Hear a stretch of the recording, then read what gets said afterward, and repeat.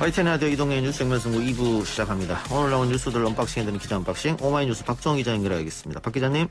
네, 안녕하십니까. 코로나19 신규 확진자 수 어제는 700명대, 오늘은 어땠습니까? 네, 오늘은 600명대 후반이었는데요. 오늘 0시 기준 신규 확진자 지역 발생이 644명, 해외 예비 27명으로 총 671명 발생을 했습니다. 어제보다 좀 줄어서 하루 만에 다시 600명대로 내려왔지만 전국 곳곳에서 크고 작은 산발적 감염이 속출하고 있어서 확진자 규모는 언제든지 다시 커질 수 있다라고 볼 수가 있겠고요. 몇 개만 신규 감염 사례 말씀드리면 서울 금천구 영등포구에 있는 성인대상 학원에서 지난 5일 첫 환자가 발생한 이후 여러 명이 추가로 영상 판정을 받았습니다. 또 서울대 내 동아리 모임과 관련해서도 총 17명이 됐고요. 인천시 서구 소재 한 회사에서도 총 16명 확진자가 확인됐고 경기 안산시의 이 직장 및 단란주점 관련해서도 13명이 양성 판정을 받았습니다. 그리고 자매교회 관련해서도 확진자가 계속 늘어나고 있는데요. 210명까지 늘어났고요. 서울 서초구 실내체육시설 관련 확진자 현재까지 총 63명입니다. 또 중랑구 공공기관 집단 감염 사례에서도 3명이 추가돼서 누적 확진자가 15명까지 늘어있는 상황입니다. 예. 제가 지금 실시간 현황을 보고 있는데 네. 실시간 확진자 수가 어제보다 조금 많으니까 내일 또 700명대로 갈 확률도 있다 이렇게 보이네요. 좀 안타까운 그렇습니다. 상황인데 네. 그래서 사회적 거리두기 단계를 격상해야 되는 것 아니냐 이런 얘기가 있었습니다만 지금 너무 오랫동안 이 사회적 거리두기가 이어지는 바람에 네. 국민들이 피로감이 엄청나거든요. 그렇습니다. 그래서 사회적 거리두기 단계 격상보다는 핀셋 방역 조치를 하겠다 이렇게 방역당국 이야기인 것 같습니다. 네, 그러니까 현행 수도권 2단계, 비수도권 1.5단계 사회적 거리두기 이걸 유지하고 또 5인 이상 사적 모임 금지 조치 이것도 유지합니다. 그래서 다음 달 2일까지 3주 더 현행 방역이 연장이 되고요. 그런데 확진자가 급증한 수도권과 부산 같은 경우, 그러니까 2단계 조처가 시행 중인 지역에서는 유흥시설에 대해서 운영을 금지하기로 했습니다. 예. 그러니까 이 방역당국 얘기를 들어보면 일괄적으로 거리두기 단계를 2단계로 전국을 다 올리는 것은 이게 뭐 각 지역의 상황에 맞지 않는 문제점이 있다라고 얘기를 하고 있고요. 또 이게 다 2.5단계까지 또 격상하는 경우가 된다고 되면 수도권 같은 경우 전국적으로도 2.5단계까지 올리게 되면 전국 다중이용시설 13만 6천 곳이 문을 닫고 또 116만 곳의 운영시간이 제한되거든요. 그래서 당국에서는 거리두기 상향을 놓고 굉장히 고심했다고 합니다. 예. 그런데 현재 우리나라 의료체계 대응 여력이 있고 인류적인 규제를 하다 보면 또 여러 가지 비판이 나올 수가 있어서 우선은 유지하겠다라고 했거든요. 예. 그런데 앞으로 계속해서 확진자가 늘어나면 지금 10시까지 영업시간이 돼 있는 수도권 이 다중이용시설의 경우 영업시간을 9시로 1시간 앞당기는 조치를 즉시 취하기로 했고 근데 제가 말씀드린 것처럼 유흥시설 같은 경우는 이 2단계, 거리두기 2단계 지역에서는 이 집합금지 조치를 내리기로 했거든요. 그러니까 이 유흥시설을 운영하는 업주들의 또 반발이 나오고 있습니다. 그렇겠죠, 아무래도. 네, 이게 방역 조치가 너무 형평성이 어긋난다. 또 밖에 나가보면 식당이든 교회든 사람들이 다 모여있고 예. 이런데도 왜 우리만 피해를 보냐? 또 방역을 위반한 일부 업소만 쪽집게 단속을 벌여서 영업을 못하게 하는 방식으로 해야지 일괄적으로 착하게 운영한 업소까지 다 피해를 보게 하면 되겠느냐? 예. 이런 여러 가지 반발이 나오고 있습니다. 핀셋 방역에 대해서 전문가들 의견은 어떻습니까? 네, 전문가들 의견은 좀 부정적이에요. 그러니까 지금 지역과 장소를 가리지 않고 전국 곳곳에서 확진자가 쏟아지는 상황을 고려하면 턱없이 부족한 조치다 얘기하고 있고 지난해 이 3차 대유행 초기 당시에 신규 확진자 수가 계속해서 늘어났던 그 상황 그때도 거리두기 단계 격상 기준을 충족했음에도 불구하고 일부 시설에 대해서만 핀셋 조치를 강화했는데 그래서 3차 대유행을 못 막았다라는 얘기를 하더라고요, 전문가들은. 그래서 지금도 조금 너무 느슨하게 바라보는 게 아니냐. 지금 신규 확진자 수가 400~500명 계속 이상 나오게 되면 이게 2.5단계 범위거든요. 예. 그 거리두기 단계에 맞게 방역 상황을 좀 올려야 된다. 이런 얘기 좀 하고 있습니다. 알겠습니다. 좀 지켜보도록 하죠. 정치권 이야기 들어봅시다. 민주당이 비대위 체제로 전환했는데 오늘 첫 회의를 열었죠. 어떤 얘기가 나왔습니까? 네, 오늘 도종환 비상대책위원장 발언만 공개가 됐는데요. 도 위원장은 오늘 첫 공개 회의에서 저희의 부족함이 국민께 크나큰 분노와 실망을 안겨드렸다. 모든 책임은 오직 저희에게 있다. 내로남불의 수렁에서 하루속히 빠져나오겠다라고 강조를 했습니다. 그러면서 분노와 질책, 이번이 끝이 아닐 수 있음을 잘한다. 더 꾸짖어달라. 마음이 풀릴 때까지 반성하고 성찰하겠다라고 강조했고요. 또 소통과 경청 그 폭을 더욱 넓히고 변화할 수 있는 면밀하고 세밀하게 과제를 선정해서 실천의 속도를 높이겠다라고 강조를 했습니다. 예. 2030 민주당 초선들이 입장문을 냈다면서요. 어떤 내용이었습니까? 네, 이소영, 장경태, 장철민, 전용기, 오영환 의원, 2030 민주당 의원 5명이 국회 기자회견에서 선거 참패의 원인, 이게 민주당의 착각과 오판에 있었음을 자인한다라고 밝혔습니다. 예.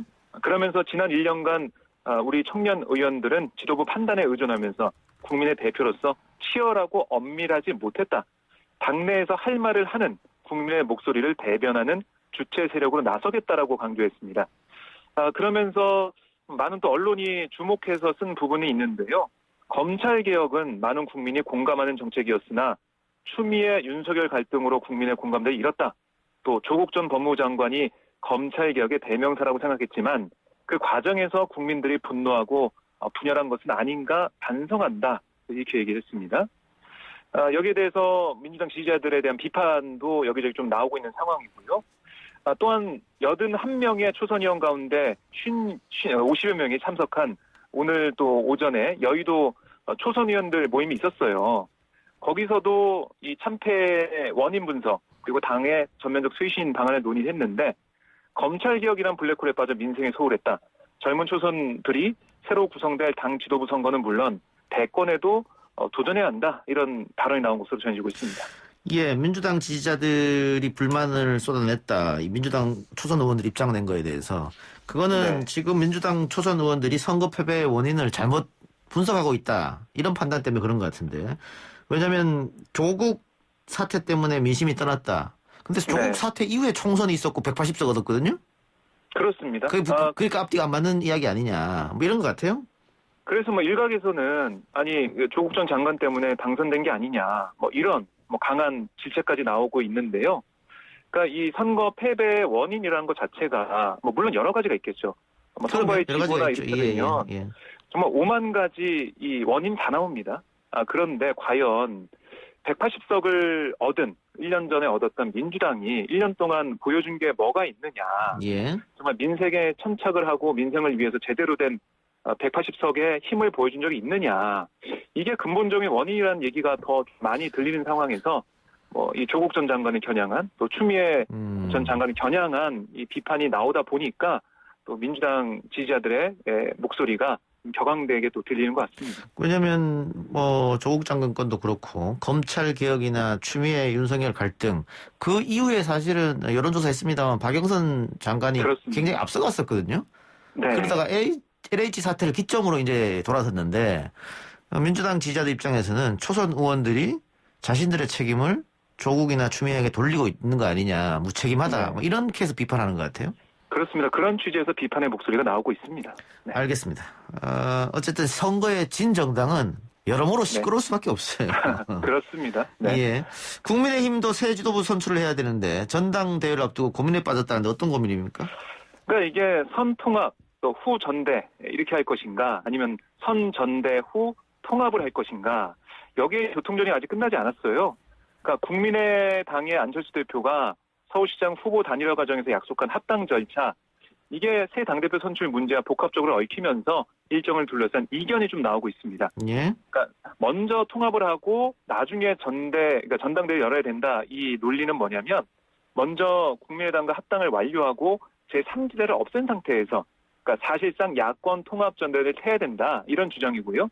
그러니까 당권 주자를 꼽히는 정진석 의원 같은 경우는 4월 7일 재보궐선거의 승리의 의미를 새기고 또 새겨야 되고 그러기 위해서는 통합 전대를 해야 된다. 이렇게 주장하고 있고요. 또 홍문표 의원 같은 경우도 당권 도전 준비 중인데 새 대표를 뽑고 당을 추스른 후에 다시 당대답 통합 얘기가 나오면 어지러워진다. 선 통합이 국민에 대한 도리다라고 얘기하고 있습니다. 반대로 선 전대 후 통합론은 새 지도부가 정통성을 갖고 의견을 수렴해서 통합 논의를 차분히 해야 된다. 이런 입장인데요. 이 원내대표 경선 출마가 예상되는 유이동 의원은 이렇게 얘기했습니다. 지금 야권 통합을 추진하면 통일된 의견을 만들기 어렵다. 그러니까 후 통합이 부작용이나 불협화음을 최소화할 수 있다라고 진단을 하고 있습니다. 예. 현직 한국토지주택공사 직원과 관련한 몰수 보전 신청 법원에서 인용이 됐습니다. 네, LH 직원 A씨와 직원 B씨 등 2명이 주변인 명의 등으로 매입한 이 광명 노원상동 일대 4개 필지 17,000여 제곱미터에 대한 기소전 몰수보전 신청이 받아들여진 건데요. 몰수보전이란 범죄 피의자가 확정 판결을 받기 전에 몰수 대상인 불법 수익 재산을 임의로 처분하지 못하도록 하는 법원의 처분입니다. 이게 지금 보면 이게 A씨 등 이 사람들이 4개 필지를 3명 명의로 지분을 쪼개서 25억 정도에 매입을 한 것으로 조사가 됐는데 해당 토지의 현 시세 102억에 달합니다. 그러니까 엄청나게 이익을 본 건데요. 경찰이 이들이 2017년 3월부터 2018년 12월까지 36명의 명의를 동원해서 노원사동 일대 22개 필지를 사들인 것으로 보고 있습니다. 이 몰수보전이 결정된 4개 필지 A씨 등과 직접 연관성이 높은 토지들로 경찰은 나머지 18개 필지에 대해서도 불법 사항을 확인하는 대로 모두 환수하겠다 이렇게 얘기하고 있거든요. 그러니까 A씨 같은 경우는 지금 2017년 그 초 3기 신도시 개발부서에서 일을 했어요. 예. 그래서 당시 신도시 예상 지역의 개발 제한 해제를 검토하거나 발표 시점 결정, 업무 전반에 관여한 것으로 전해지고 있는데요. 그러니까 지금 보면 A씨가 자신의 정보를 이용해서 자기의 명의 대신 가족과 친구 이런 지인 명의로 땅을 사들였는데 각각 구매 시점이 A씨 근무처에서 이 그 특정 개발 관련 결정 사항이 확정될 시기와 맞물려 있어서요. 내부 정보를 이용한 게 아니냐 이런 의혹을 받고 있습니다. 알겠습니다. 경찰이 성남 금토지구 일대 투기역 강제 수사에 나섰고 정남 강진군청도 네. 경찰이 압수수색했고 이 수사에 이제 박찬을 가하는 모습인데 결과는 좀 그렇습니다. 지켜봐야 할 것 같고요. 네. 자, 서울에서 아파트 매수 심리가 4개월 만에 진정된 것으로 나타났습니다. 네, 한국부동산원에 따르면 이번 주 서울의 아파트 매매 수급 지수가 96.1이었습니다. 그러니까 지난주 101보다 4.9%포인트 내려갔거든요. 그래서 기준선 100을 밑돌았는데 이 지수가 이 기준선 100 아래로 떨어진 게 작년 11월 넷째 주 이후 처음이에요. 예. 그러니까 그만큼 이 매수 심리가 계속 좋았다는 거고요. 이 지수가 어떻게 만들어지냐?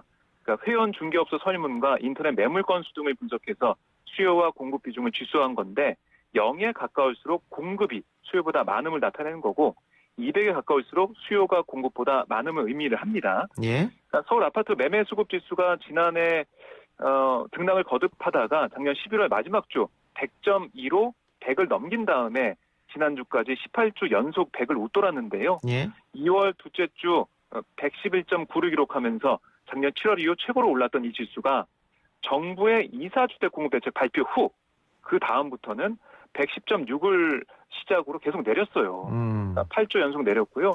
그 얘기를 들어보니까 2사 대책 발표 이후에 서울 인근의 공급이 충분히 이뤄질 거다라는 기대감이 생기면서 30대를 중심으로 번지던 이 패닉 바잉, 공황 구매가 잦아들었다. 예. 거기다가 금리 인상 움직임이 있죠. 공시가격 상승에 따른 세금 인상 우려까지 더해지면서 매수 심리가 줄어들었는데 문제는 뭐냐? 이 재건축 아파트 값입니다. 지금 이번 선거를 통해서 기대 심리가 계속 나오고 있거든요. 강남구 압구정동이나 양천구 목동 같은 재건축 아파트의 정비사업 추진 기대감으로 매수세가 이어지고 있는 이게 좀 불안 요인이다라고 얘기를 하고 있고요. 하지만 그 밖에 대부분 지역은 매수 심리가 진정되고 있다고 보시면 되겠습니다. 예. 그 집값이 조금 안정되는 거 아니냐 그렇게 볼 수 있을 것 같은데. 네. 그 선거 끝나고 재건축 시장이 벌써 하루 만에 1억 올랐다 이런 기사도 나오긴 합니다만. 예. 오세훈 시장이 공약은 내걸었습니다만 시장 단독으로 할 수 있는 게 그렇게 많지는 않거든요. 그렇습니다. 예. 그렇기 때문에 글쎄요 시장이 이렇게 갑자기 움직이는 게 네. 과연 옳은 일인지는 잘 모르겠습니다. 좀 지켜봐야 할 것 같은데. 일부 전문가들은 이게 이제 물량을 떠넘기기 위해서 이제 오른다 이렇게 얘기하는 게 아니냐 이런 얘기도 좀 하더라고요. 아하. 그러니까 오세훈 시장이 사실 안전진단이 잘 안 되는 게 자체가 2차 때 안 되는 거고 2차 안전진단은 서울시가 하는 게 아니라요. 국토부에서 기준을 예. 정하는 겁니다. 예. 그러니까 국토부가 작년 6월에 이 기준을 강화하기 때문에 지금 서울시장이 할 수 있는 건 없어요. 예, 예. 이 부분이 목동에 이제 걸려있는 부분인데요. 이런 것들을 잘 봐야 되는데 알겠습니다. 언론 기사만 보면 계속 오르는 것처럼 보입니다. 하나만 더 마칩시다. 이란에 붙잡혀 있던 한국화학 운반선 한국케미화 선장이 억류 95일 만에 석방됐습니다. 네, 이 선박은 현지 행정 절차를 마치고 오늘 오전에 무사히 출항을 했는데요. 외교부에 따르면 선장과 선원들의 건강은 양호하고 화물 등 선박의 제반 상황도 이상이 없습니다. 이게 지난 1월 4일에 있었던 일이죠. 억류가. 호르무즈 해협 인근 해역을 항해하던 한국 캐미어와 한국인 5명을 포함한 선원 총 20명을 해양 오염 혐의로 납포를 했는데 2월 2일 선원 19명을 석방하면서도 해양 오염에 대한 사법 절차를 진행해야 된다는 이유로 선장과 선박을 남겨뒀습니다. 예. 이번에 풀어준 건데 사실 이란이 공식적으로 해양 오염 때문에 선박을 억류했다고 주장했지만 한국 정부에 거듭된 요청에도 증거를 제출하지 않았습니다. 예. 또 관련 사법 절차도 제대로 진행하지 않은 것으로 전해졌는데요. 그래서 우리는 이 미국의 대이란 제재로 한국 내 은행에 동결된 이란의 원화 자금을 자유롭게 사용하지 못하는 것에 대한 불만을 납포 원인으로 분석을 했는데요. 이게 자금이 동결된 것은 미국의 제재 때문이지만 우리가 이 동맹이니까 미국에 그래서 열심히 노력하지 않았다. 이 자금을 풀기 위해서 노력 좀 해달라. 이런 의미에서 납포를 했다라고 볼 수가 있겠는데 그동안 우리 외교부가 열심히 노력을 해왔습니다. 동결 자금 문제 해결을 위해서 적극적으로 나섰고요.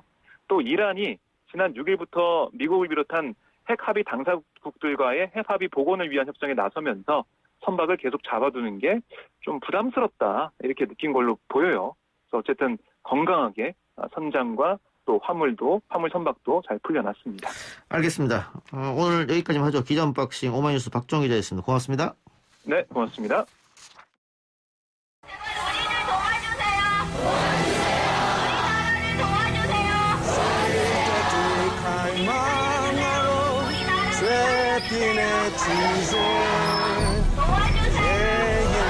Please help Myanmar. We need your urgent international help right now.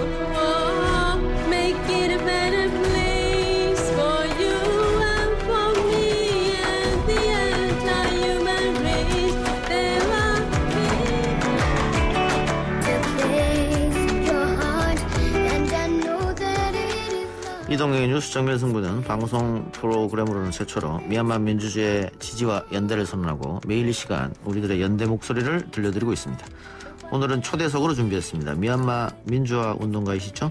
한국 미얀마 연대 조모아 대표입니다. 대표님 안녕하십니까? 예, 안녕하세요. 대표님 언제 한국에 오셨습니까? 제가 1994년 8월 달에 한국에 왔었어요. 예. 어떻게 한국에 인연이 되셨을까요? 제가 미얀마 내에서 민주운동 하니까 예. 또 다음에 이 당시에 또 학교들도 다닐 수 없기 때문에 예. 제가 한국에 가서 돈이 벌으면서 일이 할 수 있을까 생각 들어서 한국에 왔어서 처음에는 산업용품센터 왔었어요. 그러니까 미얀마에서 민주화 운동을 하다 보니까 그 배움도 할 수 없고 돈도 벌 수 없고 그래서 한국에 오셔서 산업연수생으로 오셔서 돈도 벌고 공부도 하고 이렇게 하셨단 말이군요. 알겠습니다. 자, 그러면은 미얀마로는 갈 수 없는 상황인 거세요? 네, 지금 미얀마는 제가 난민 인정을 받기 때문에 정치적 난민 인정을 받기 때문에 미얀마로 들어갈 수 없는 상태입니다. 정치적 난민. 네. 예. 그럼 마지막으로 고국 땅을 밟은 지가 언제십니까? 아까가 말씀드린 1994년 8월 달에는 마지막 날입니다. 우리가. 그러면 그때 이후로 조금 좋아졌다가 지금 다시 군부가 쿠데타하는 바람에 상황이 좋지 않게 된 거잖아요. 맞습니다. 그 현지하고는 연락을 하고 계세요? 전화 통화든? 전화 통화하고 인터넷 우리도 전화도 통화하고 또 인터넷으로 통화도 해요. 그렇지만 지금 인터넷도 차단하고 전화 통화도 차단하기 때문에 통화 아주 힘들어요. 힘듭니까? 그럼 네. 미얀마 상황이 어떤지는 어떻게 지금 듣고 계세요? 미얀마 상황은 하루 빠르게 악화당하고 있어요. 예. 우리가 지금 2월 1일날 미얀마 군부가 쿠데타 이후에 지금까지 68일 정도 됐지만요. 지금 희생자들이 600명 넘어요. 어허. 또 3살짜리 아이부터 정치적 지도자들을 포함해서 3천여 명 정도는 지금 여기 구감 당하고 있습니다. 예. 또 그래서 지금 희생자가 600명 넘었다 그러니까 하루에 10명 정도 예. 미얀마 내에서 희생당하고 있다, 사망당하고 있다라고 볼 수 있어요. 사망자가 그러면 600명 정도 되고. 600명 정도. 예, 우리가 아는 것이마요. 인터넷상 또 다만 연락할 수 없는 지역들이 있어요. 이 지역들이 빼고 우리 아는 것이만 600명이에요. 그럼 확인된 것만 600여 명이고. 네. 3천여 명은 지금 구금돼인 상태고. 맞습니다. 예. 뭐 3살배기 아이까지 사망했다고 하니까 좀 안타까운 상황인데 그 시간이 가면 갈수록 더 상황이 악화되고 있는 것 같아서 그 군부가 이 국민들을 향해서 총뿌리를 겨누는데 꺼리낌이 없는 것 같아요. 네. 이거 미얀마 군부 독재가 여기 국민에 대해서 생각하는 거 하나도 없다라고 볼 수 있고요. 예. 또 다음에 자기들이 정치적 여기 자리는 잡고 싶어서 정치적 욕심이 너무 많아서 우리 국민들의 뜻을 무시하면서 인간성이 없는다고 볼 수 있어요. 그래서 자기들도 끝까지 미얀마 나라는 자기 빼앗을 수 있도록 정권을 가져갈 수 있도록 계속 하였겠다라고 뭐랄까 무자비는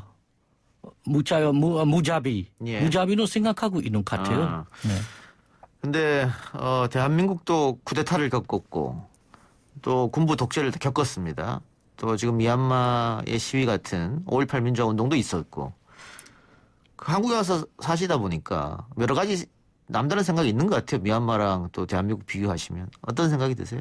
지금 한국과 미얀마에 탐하는 것이 5.18 관주 민주 항쟁입니다. 예.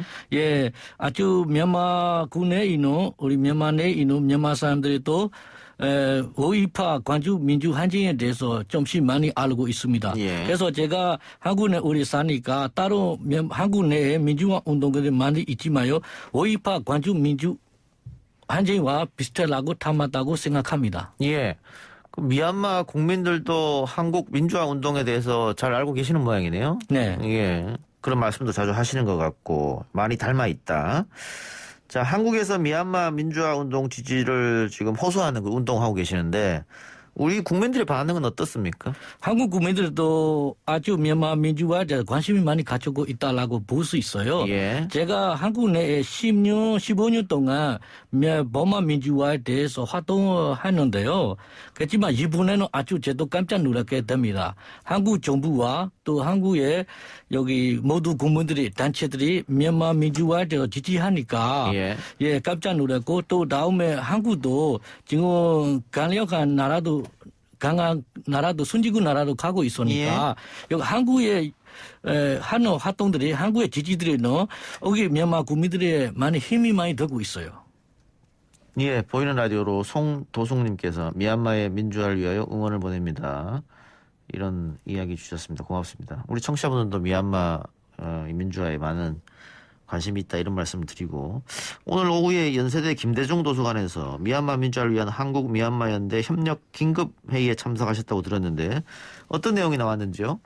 이거 미얀마 지금 생활에 대해서도 설명하면서 이 쿠데타 하는 원리가 뭘까? 예. 또 다음에 국제사회에서 어떤 활동들 하면 좋은가? 예. 또 다음에 대한민국 내에서 또 어떻게 활동들 해주면 좋은가라고 이런 토론을 했습니다. 예.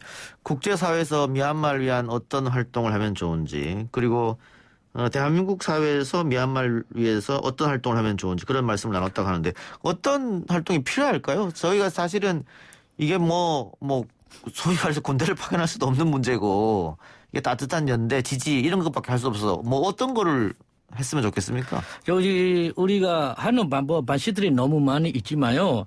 여기 미얀마 한국에서 미얀마 정부와 미얀마 군부와 여기 손잡고 경제하거나 또 다음에 미얀마 군부에 지지하거나 이리 안 하면 죽겠다라고 우리가 많이 호소하면서 국제사회에서도 옛날에보다 미얀마 민주화에 대해서 100% 정도 90% 지금 지지하고 있으니까 여기 한국 정부도 우리 미얀마의 민부 정부한테 계속 지지하고 또 미얀마 국민들의 뜻대로 따라가는 거면 좋다라고는 우리가 생각합니다. 알겠습니다.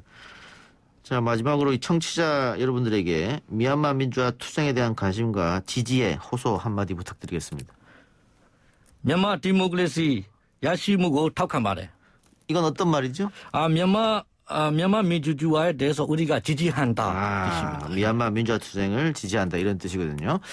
자, 이 미얀마 민주화 투쟁을 지지한다 미얀마 말로 해주셨고 우리 청취자분들한테 한 번 더 부탁드리시기 바랍니다. 예, 한국 정부와 한국 국민 여러분들이 지금이 우리가 한국로 비교해 보면 5.18 광주민주 항쟁하고 탐하는 미얀마 생활에 대해서 강력히 이보다 많이 지지했으면 감사드리겠습니다. 또 지지와 응원은 우리 미얀마 사람들이 많이 필요합니다. 지지해 주시기 바랍니다. 예. 조마 대표님 오늘 인터뷰 고맙습니다. 네, 감사합니다.